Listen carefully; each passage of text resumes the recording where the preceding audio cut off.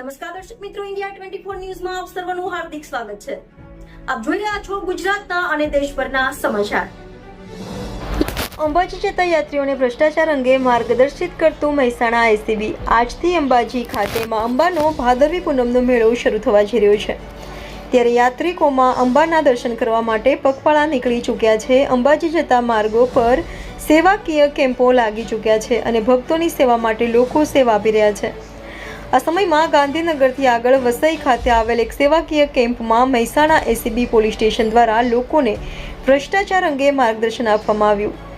એસીબીના કર્મીઓએ અંબાજી હતા શ્રદ્ધાળુઓને પોસ્ટર દ્વારા ભ્રષ્ટાચાર થતા અટકાવવા માર્ગદર્શન આપ્યું હતું, તો બીજી તરફ પગપાળા ચાલતા લોકોએ પણ એસીબી દ્વારા ચલાવવામાં આવેલા પોસ્ટર કેમ્પેઇનની સરાહના કરવામાં આવી હતી। આ પોસ્ટરમાં ભ્રષ્ટાચાર નાબૂદીમાં એક જાગૃત નાગરિક શું કરી શકે તેની માહિતી આપવામાં આવી છે।